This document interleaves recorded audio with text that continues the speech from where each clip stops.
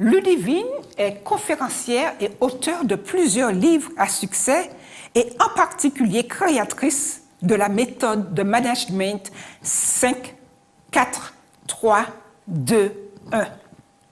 Ces conférences portent sur des thématiques liées à la stratégie, à la réussite de projets et au leadership. Le séminaire d'aujourd'hui portera sur les effets de notre système de croyances sur notre état naturel de leader.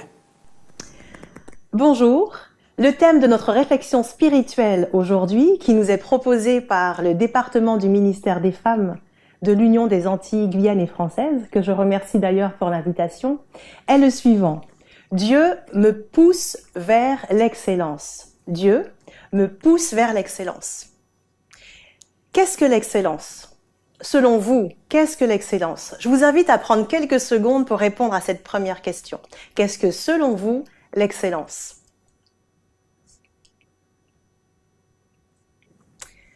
Eh bien, de mon expérience, l'excellence est une invitation à découvrir, à goûter, à expérimenter ce qu'il y a de meilleur et à donner en retour ce que l'on a de meilleur. Mais comment? Sachant que nos actions démarrent de notre système de pensée, je pense donc je suis, la question que l'on peut alors se poser est: est-ce que aujourd'hui mon système de pensée me conduit vers l'excellence? Être poussé vers l'excellence, c'est être emmené à découvrir, au travers de l'usage actif de ses dons, talents, compétences, innées ou acquises, ce que l'on ne sait pas, sur soi-même, sur notre source infinie, sur la loi de l'amour. Donc l'excellence serait le fruit d'une expérience active continue. Et cela me rappelle l'invitation de Pierre. Si vous avez votre Bible, je vous invite à ouvrir le livre de 2 Pierre 1, versets 3 à 8, quand il nous rappelle de nous efforcer à donner le meilleur de nous-mêmes. 2 Pierre 1, versets 3 à 8. Avez-vous vraiment déployé tous vos efforts pour booster votre foi, votre force morale, développer la connaissance, la maîtrise de soi, l'humilité, l'affection fraternelle et au final, l'amour? Pousser vers l'excellence.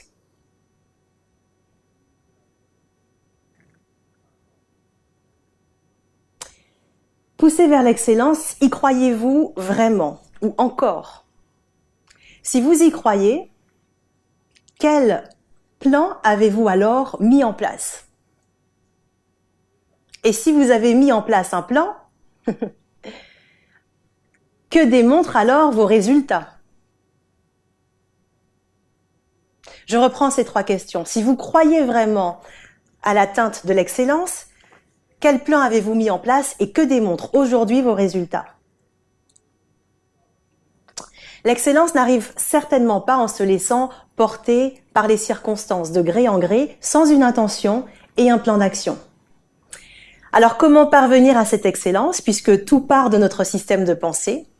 Voilà quelques éléments de préparation. Le premier point est d'avoir une juste connaissance de soi et de son environnement. Qui je suis? Qu'est-ce que je suis appelé à faire? Dans quel environnement j'évolue vraiment? Ai-je les yeux bien ouverts? Le deuxième point à prendre en compte est la clarification de son intention, et cela à 3 niveaux. Qu'est-ce que je veux pour moi-même? Qu'est-ce que je dois développer? Qu'est-ce que j'espère développer? Qu'est-ce que je veux faire au quotidien? Et puis, quelle est mon intention au niveau de la société? Comment je veux faire bouger les choses?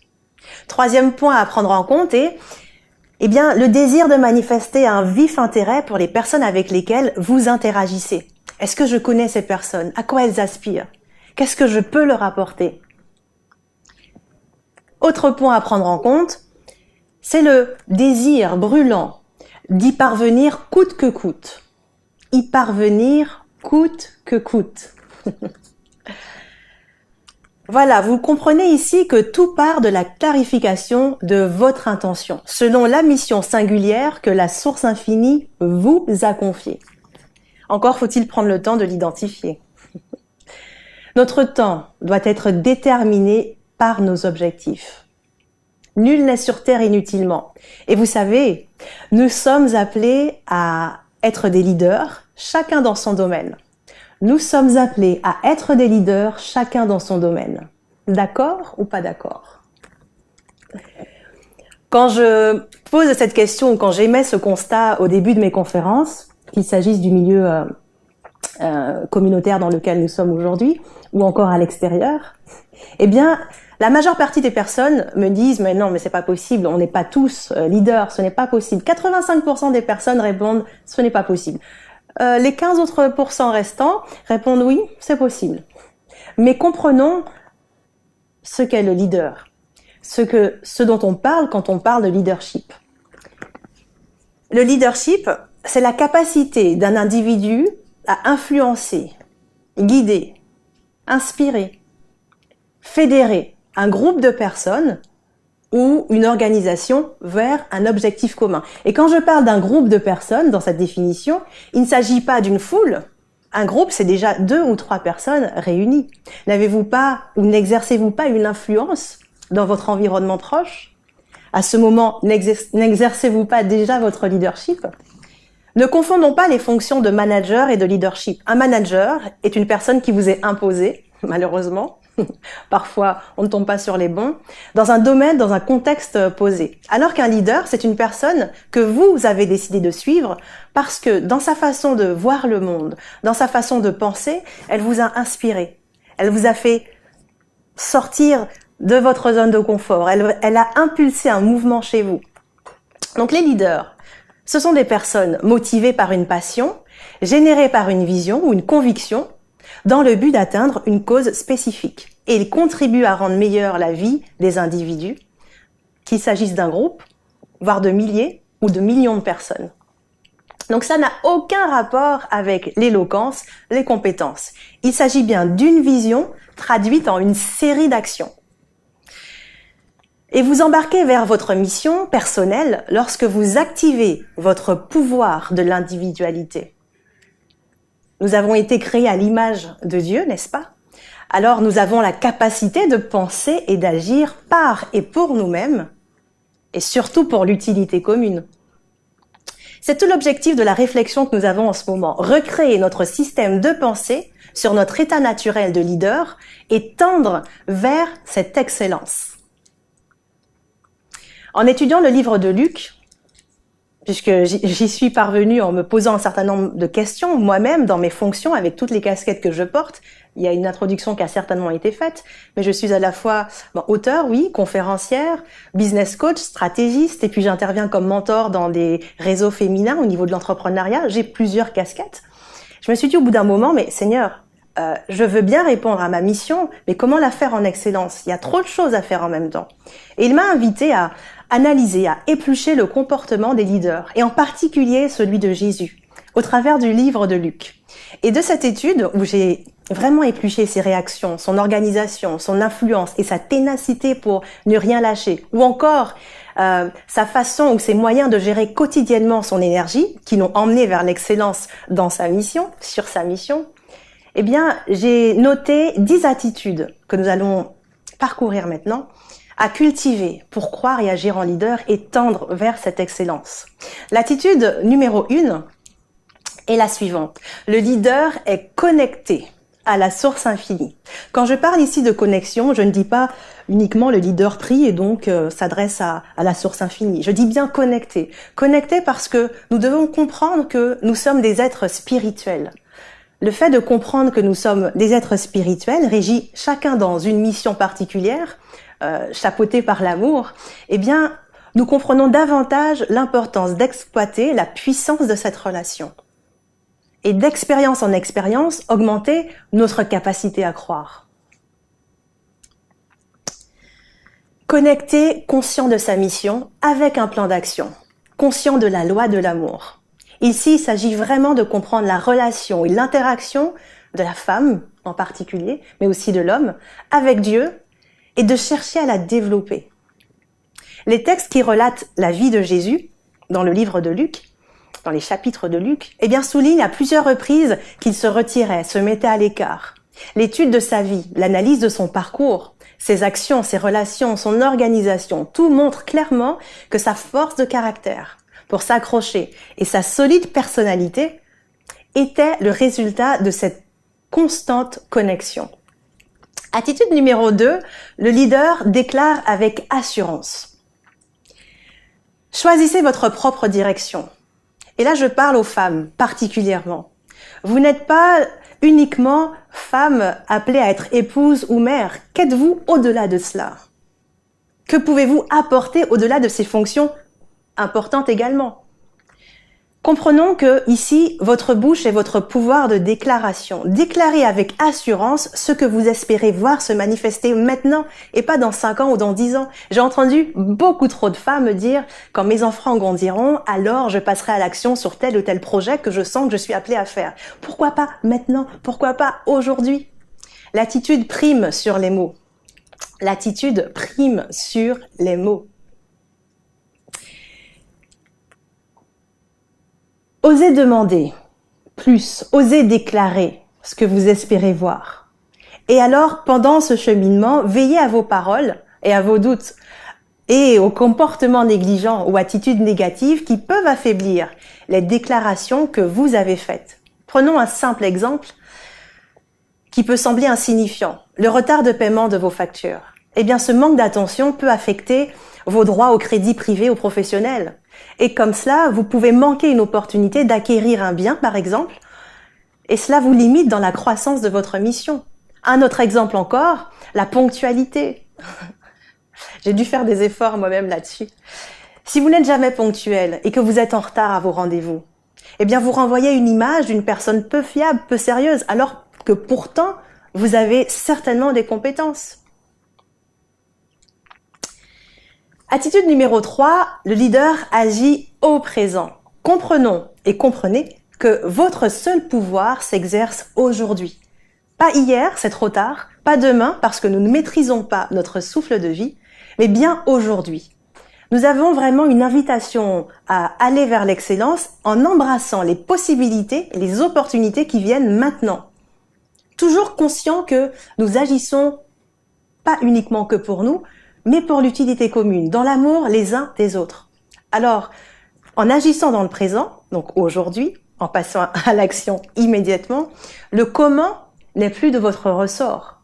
Votre seul rôle est de devoir accepter l'opportunité, tout simplement, et d'embarquer dans le présent. Par contre, passer à l'action requiert d'avoir une vision et un plan d'action. Mais il est essentiel que vous compreniez qu'il n'y a pas de limite, parce que le comment est de la responsabilité de notre source infinie. Donc les limites n'existent finalement que dans notre esprit. Plus nous mettrons notre cœur à obéir aux suggestions de l'esprit, plus nous serons aptes à recevoir sa puissance et à accomplir un réel travail qui apporte de la valeur. Attitude numéro 4, le leader ne s'inquiète pas de sa réputation. Autrement dit, ne faites pas uniquement ce qui fera plaisir, faites surtout ce qui sera utile. Dépassez la gêne, affirmez votre caractère. N'attendez pas d'avoir l'approbation des personnes qui vous tiennent à cœur.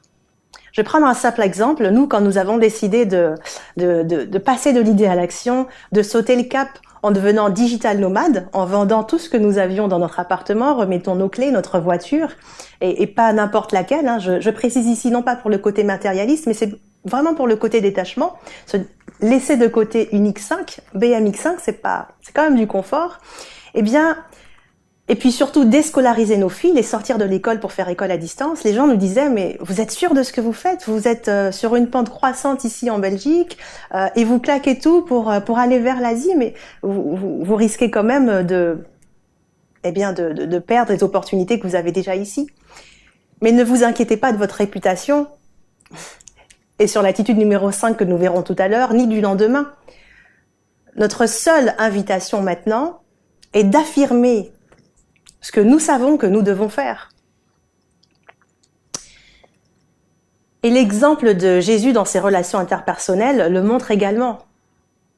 Il n'a pas cherché à s'élever en fréquentant uniquement des personnes de haut rang. Il a fréquenté des personnes de tout niveau qu'on peut avoir dans notre société. Et sa renommée s'est faite toute seule. C'est vraiment en donnant du sens à la vie des personnes qui vous entourent, dans ce que vous apportez, que les gens vous suivront, tout naturellement et simplement. La réputation n'est rien d'autre que ce que les autres pensent de vous, alors que le caractère, à l'inverse, c'est la réalité qui vous concerne. Attitude numéro 5, que j'ai abordée aussi ici, c'est le fait de ne pas s'inquiéter du lendemain. Croyez que vous ne manquerez de rien. Oubliez le plan B. Et j'aime bien cette invitation dans le livre de Luc aussi, que Jésus fait aux disciples quand il leur dit « Ne prenez avec vous ni bâton, ni sac, ni de tunique. » Autrement dit ici, il les invite vraiment dans l'expérience. Et c'est surprenant, non? On dirait presque une expérience Koh-Lanta, mais en version spiritualité. Et nous, c'est exactement ce que nous vivons depuis bientôt 2 ans. Nous vivons avec une valise, prêts à partir par rapport à notre mission. On est bercé dans le digital, dans tout ce qui est nouvelle technologie. Là où les informations qu'on pourra développer, les formations qu'on pourra avoir, nous permettront d'être plus efficaces et de faire bouger les choses. Tout simplement. Par rapport à votre appel unique, ne craignez pas le lendemain. Et ne faites pas non plus 2 plans. Le fait de raisonner sur 2 plans, plan B, plan A, invite votre cerveau à avoir 2 types d'actions. Et le fait d'être sur 2 types d'actions, emmène des résultats qui sont tout aussi pas qualitatifs, puisque vous ne serez pas concentré sur un résultat spécifique. Attitude numéro 6, le leader s'entoure d'une équipe. Comprenez que l'autosuffisance tue. Développez l'interdépendance, l'esprit d'interdépendance. Et j'aime bien ce que disait un savant. Si vous voyez et vous pensez que vous êtes trop petit par rapport à votre mission, pensez à cette expérience avec un moustique. Si vous essayez de dormir avec un moustique, regardez lequel des 2 empêchera l'autre de dormir. Autrement dit, même un petit moustique peut vous faire bouger. À combien plus forte raison, vous pouvez faire bouger les autres aussi dans votre domaine d'action. Attitude numéro 7, le leader encourage avec vérité. Bien sûr, il s'est entouré d'une équipe, mais il encourage également avec vérité. Pourquoi? Parce que la vérité libère. Lorsque vous apportez une information à une personne dont elle n'avait même pas conscience sur sa façon d'être, de se comporter ou même de réagir, vous l'invitez à entrer dans la réalité plutôt que de rester dans ce qui n'est pas en fait finalement concret et réel pour lui permettre d'exercer sa mission au mieux. Et de même que vous direz la vérité à qui doit l'entendre, acceptez humblement le feedback qu'on vous donnera sur votre façon d'agir. L'excellence arrive quand on a la bonne information sur soi, dans un contexte donné. Jésus osait dire la vérité à qui devait l'entendre. Attitude numéro 8, le leader crée des leaders. Ne craignez pas d'être copié. Décidez moins, impliquez plus.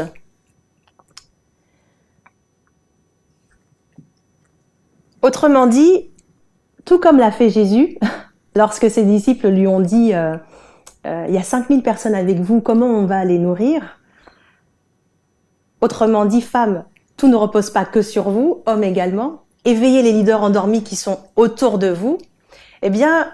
Face à ses disciples, aux membres de son équipe, si on devait parler de façon contemporaine, Jésus les a tous simplement invités de façon ferme et sans reproche, assez déconcertante d'ailleurs, à prendre action. Il leur a dit, ok, il y a 5000 personnes qui nous suivent, la situation semble critique, donnez-leur à manger vous-même.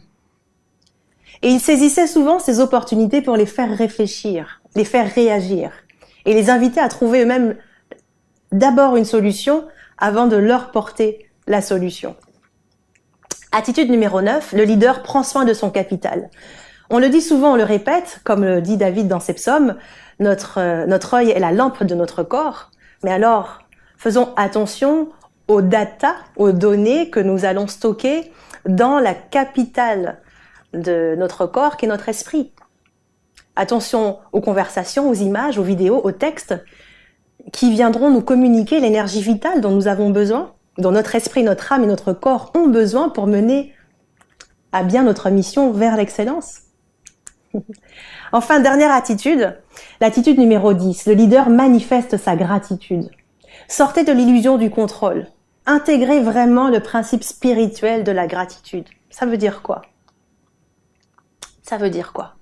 Chacune de vos expériences, chacun de vos résultats que vous obtenez suite à une action porte des enseignements que vous seuls pouvez entrevoir et comprendre.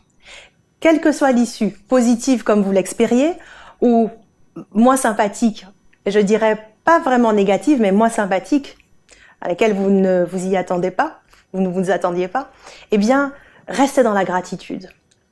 C'est vraiment votre état d'esprit, la manière dont vous allez accueillir vos résultats qui vous permettront de les transformer et de les rendre encore plus bénéfiques. Et c'est d'ailleurs souvent à partir de grandes frustrations que certains ont commencé à rechercher l'excellence. Enfin, pour conclure, en étant invité à cette excellence, êtes-vous prêt vraiment à transmettre ce que vous avez de meilleur? Êtes-vous prêt à être de généreux propriétaires dans vos dons, talents, compétences acquises ou innées? Êtes-vous prêt à manifester la loi de l'amour? Notre société en pleine mutation a besoin de femmes. Et j'insiste sur les femmes puisque c'est la thématique de la journée, mais aussi d'hommes prêts à affronter le champ des possibles, prêts à manifester la loi de l'amour, donner ce que l'on a de meilleur. Mais pour cela, il faut l'expérimenter. Il faut de l'expérience. Il faut avoir des choses à partager. Et c'est tout l'intérêt du parcours vers cette excellence. J'espère sincèrement qu'à cette réflexion, vous cernerez vous aussi l'urgence de votre mission individuelle. Et aurez vous aussi envie de cultiver les attitudes qui permettent de croire, agir en leader et de goûter à cette excellence. Et je vous laisserai avec l'exhortation de Pierre que nous avons vue au début de cette réflexion spirituelle, pousser vers l'excellence, 2 Pierre 1, versets 5 à 8. Efforcez-vous de confirmer l'appel que vous avez reçu. Pour cette même raison, faites tous vos efforts pour joindre à votre foi la force morale, à la force morale, la connaissance, à la connaissance, la maîtrise de soi, à la maîtrise de soi, la persévérance, et à la persévérance, la piété, l'humilité, l'affection fraternelle, et bien sûr, l'amour. Parce que toutes ces qualités, quand elles seront en vous, elles ne vous laisseront pas indifférentes. Elles ne vous laisseront pas sans activité, sans fruit, pour la connaissance de notre source infinie. Je vous souhaite de goûter, d'expérimenter ce qu'il y a de meilleur et de partager ce que vous avez de meilleur à donner. À très bientôt.